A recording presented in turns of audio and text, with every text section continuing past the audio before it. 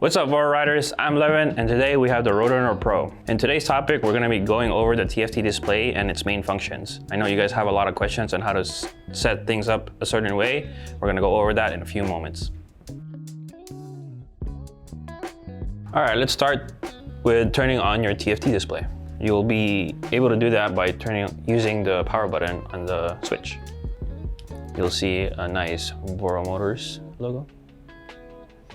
And to start off, the display will show a lot of information for you. Relatively pretty easy. You have your speedometer, your temperature for each motor, your battery gauge, and your watts. And of course, the mode you're in, 1, 2, 3, 4, 5. Now, a lot of people are always questioning the logos here up top. Right now, you see a leaf. That means you're in single drive. In order to go to dual drive, you hold the M button.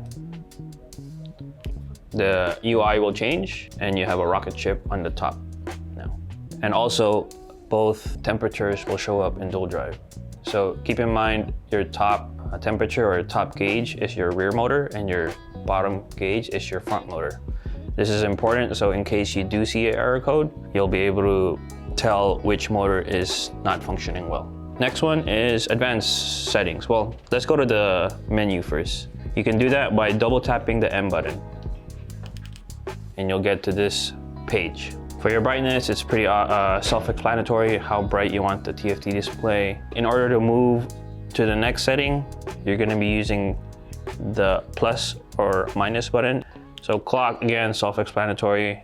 Everybody is in a different time zone. If you need to set that up, you could go in there, M to enter, and then you'll be able to set up the clock. System is something that might be very useful to you as a customer.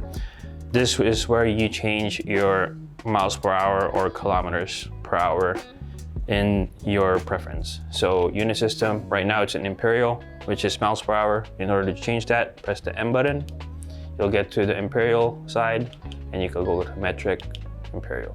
Next one is power system. You don't need to change this. The battery is at a 60 volt rating.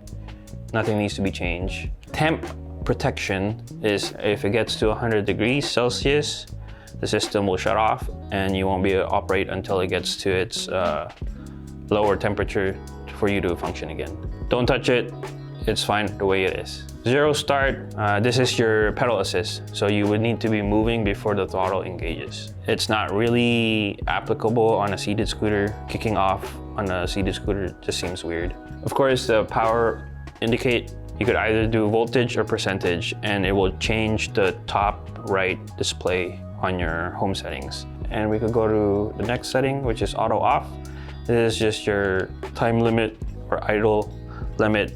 If you haven't touched anything on the scooter for as long as whatever your setting is, it will shut off automatically. You can set it up to never shut off. I would, just to save you some battery in case you do forget. Next one, wheel. Shouldn't be messed with. It should be at 14-inch.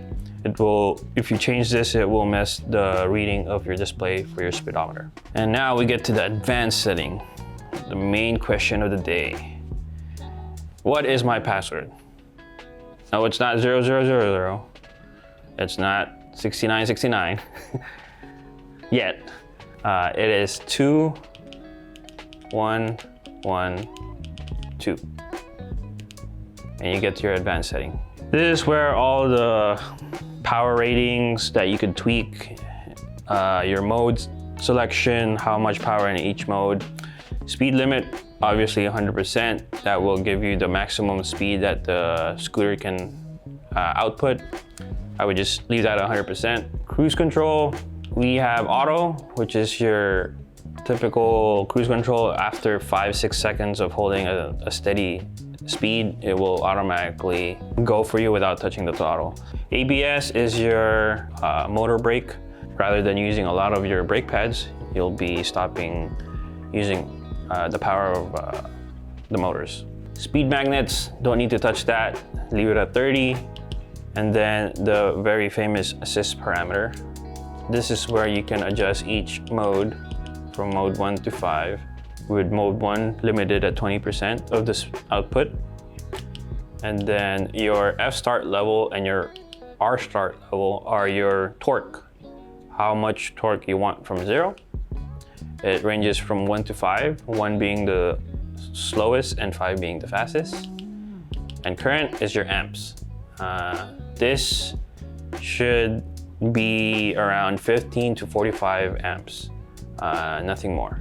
I usually don't touch the first 2 levels, so any new rider can try it out. You could just put them in mode 2 and they'll be fine. So the main settings that I usually mess with is assist 4 and assist 5, which is mode 4 and mode 5. Mode 5, you want to go crazy, max everything. So in this case, everything is maxed. Speed limit, 100% obviously. This is your brake level, how strong the brake is. F-start level is at max, so when you do full throttle from the get-go, your front wheel will spin like crazy. It's fun. Not so happy with the tire. Wouldn't do it too much. Our start level, I always max this no matter what. It's just give me the output on the rear as much as possible. And the current should be at 45, which is the max setting that you can get from the controllers. Mode 4 is my tamed settings or controlled settings. So I would usually do 100% speed limit, F-start at level 3, so it's not as torquey from the get-go and you can still get some grip. Our start is maxed out and both of these front and rear amps will be maxed out. This is my favorite setting. It'll give me the most optimum grip in my opinion, and then mode 5 will be just a crazy mode. That's it for the assist settings. The last page of the advanced settings or the menu is battery. This will just show some information that you might want to know. Factory setting, if you need to reset everything, you can go over here and reset everything. Password is your own password. You could set up your own password for when you turn on the scooter and to go into the advanced settings. Information, pretty much the life of the scooter, how much your average speed, how much trip distance have you gotten, and you could tell your hardware and software versions. And then that's it for your TFT settings. It's not too complicated, very simple. Not a lot of settings should be messed with, and to me, out of the box, the Roadrunner Pro is a great product and go for a ride. A lot of customers would be asking about what's this number? There's a number 2, number 4. These are error codes that may show up on your right gauge, and depending on if it's a motor or a throttle, it will tell you which motor is not functioning right. So right now I forced an error code 2, which is displayed on the bottom gauge. That means it's the front motor. So in this case, a lot of the common issues would just be a loose plug from your motor. So go ahead and double check your plug if you find this error.